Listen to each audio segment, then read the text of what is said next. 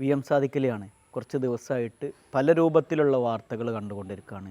അതിലൊരു പ്രധാനപ്പെട്ട വാർത്ത എന്ന് പറയുന്നത് വെള്ളക്കുഴിയിലും മഴയിലും വെള്ളച്ചാട്ടത്തിലും മലവെള്ളപ്പാച്ചിലൊക്കെ മുങ്ങി മരിക്കുന്ന അതിലകപ്പെടുന്ന ആളുകളുടെ മരണവാർത്തയാണ് കേൾക്കുന്നത്. ലോകത്ത് മൊത്തമായിട്ട് ലോക ആരോഗ്യ സംഘടനയുടെ കണക്കനുസരിച്ച് 2,36,000 ആളുകളോളം മരണപ്പെടുന്നുണ്ട് എന്നുള്ളതാണ് കണക്ക്. അതിൽ തന്നെ ഏറ്റവും കൂടുതലായിട്ട് കാണുന്നത് ഇന്ത്യയിലാണ്. ഇന്ത്യ ഗവൺമെൻറ്റിൻ്റെ കണക്കനുസരിച്ച് 30,000-ഓളം പേരുണ്ട്. ഇത് റിപ്പോർട്ട് ചെയ്യാത്ത എത്ര ആളുകളും ആയിരങ്ങളും പതിനായിരങ്ങളൊക്കെ ഉണ്ടായിരിക്കും എന്നുള്ളതാണ്. ഇതിൽ തന്നെ പശ്ചിമഘട്ട മലനിരകളിൽ ആണ് ഏറ്റവും കൂടുതലായിട്ട് ഇത്തരത്തിലുള്ള കാര്യങ്ങൾ കാണുന്നത്. കാരണം ഏതു സമയത്തും മലവെള്ളപ്പാച്ചിലുകളൊക്കെ ഉണ്ടാവാൻ സാധ്യതയുള്ള പെട്ടെന്ന് വെള്ളം കൂടുന്ന സ്ഥലങ്ങളാണ് ഈ പശ്ചിമഘട്ട മലനിരകളോട് ചേർന്നിട്ടുള്ള പ്രദേശങ്ങളിൽ.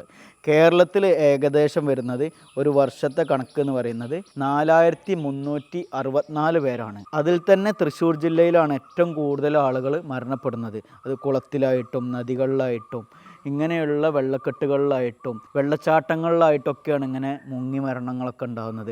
അങ്ങനെ നോക്കുകയാണ് എന്നുണ്ടെങ്കിൽ കേരളത്തിൽ ഒരു ദിവസം 3 പേര് എന്നുള്ള കണക്കനുസരിച്ച് മരണപ്പെടുന്നുണ്ട് എന്നാണ് പറയുന്നത്. ഏറ്റവും കുറവ് മരണം റിപ്പോർട്ട് ചെയ്തിട്ടുള്ളത് വയനാട്ടിലുമാണ്.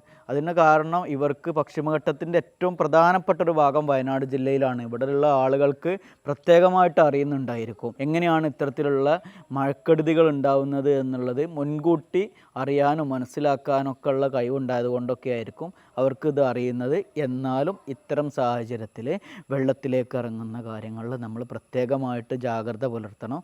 മഹാരാഷ്ട്രയിലെ ലോണാവാലയിലെ ഒരു ഫാമിലി ഇങ്ങനെ പെട്ടെന്ന് മലവെള്ളപ്പാച്ചിലിൽ മരണപ്പെടുന്നൊരു കാഴ്ച നമ്മളെ നേരെ മുൻപിൽ തന്നെ നമ്മൾ കാണുന്ന കാഴ്ചയാണ് ഉണ്ടായിട്ടുള്ളത്. അപ്പോൾ ഇത്തരം കാഴ്ചകളൊക്കെ വിഷമകരമായിട്ടുള്ള കാഴ്ചകളാണ്. ഇത്തരം അവസ്ഥകൾ ഭയങ്കര വിഷമകരമാണ്. ഇത്തരം വെള്ളത്തിലേക്ക് ഇറങ്ങുന്ന സമയത്ത് നമ്മൾ ജാഗ്രത പുലർത്തണം.